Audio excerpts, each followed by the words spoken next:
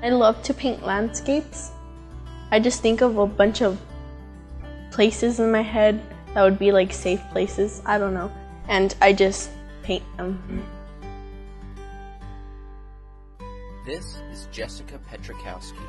At 17 years old, she's dealt with drug abuse in her home, as well as depression and schizophrenia. But her life began to change when she entered the San Diego area nonprofit A Reason to Survive, or ARTS, which helps young people develop their creative talents. She's now a college-bound student and public speaker on ARTS' behalf.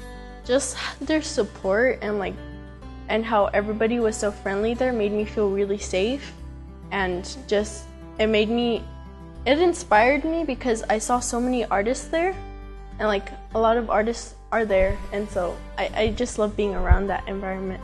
I knew I could always draw, but I got some paints, and then I just started painting on my closet door, and then I was like, whoa, I can paint. That was cool. That's when I first noticed that I could do something pretty. For founder Matt Dorigo, her story is proof of how creativity can help young people overcome trauma. We've got a lot of Jessicas in the program. 77% of our students are identified as having mental health challenges.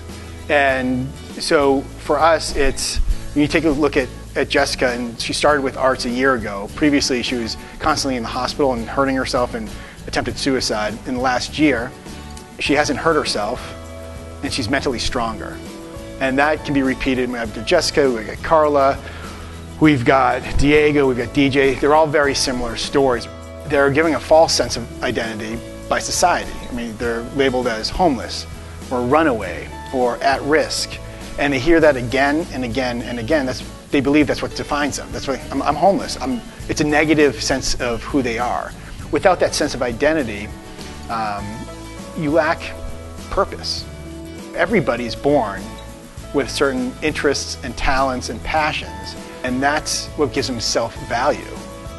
We're located in National City, California, which is the poorest city per capita in San Diego County.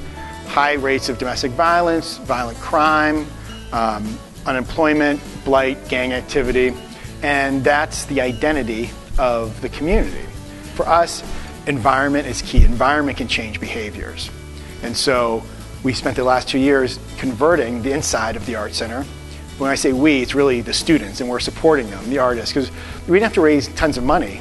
What we had was sweat equity. We have talented artists and designers and lots of creative kids, so they've taken an active process in transforming the space, and it's beautiful, it's colorful, it's bright, and they own it. It empowers them, and they feel a sense of ownership, and it's their building. We'll go into a school to work with the entire school, right? And we'll do a big mural or a big public art, and the kindergartners will come out. And we'll say, who here's an artist? Everybody raises their hand. First graders, second graders, who's an artist? Hands go up, but less. And then you get up to sixth grade, seventh grade, it's a couple hands go up. So we're all connected to the arts from birth. We're all artists when we're little, and so we all have it in us. So that's why I feel like it's one of the powerful tools in the work that we do and that everybody in the field does, is that it's a great way to connect with kids and connect back to their core and their roots. The kids we work with, you think about it, they don't have a lot of choices day to day. I mean, they don't, and to empower them with, I can try this, this, this. They might go into the visual arts and enjoy it, but then go over to the music program, and that's where they find their voice. That's where they can express themselves, or they might do it through writing. So it's really, the arts are an easy way for kids, a non-threatening way for kids to express themselves. What it's hard to say in words can come out through the arts. When I paint, it just takes me somewhere else. It just makes me feel safe, and it just, I don't know, makes me me. Yeah, I'm an artist, so that's who I am.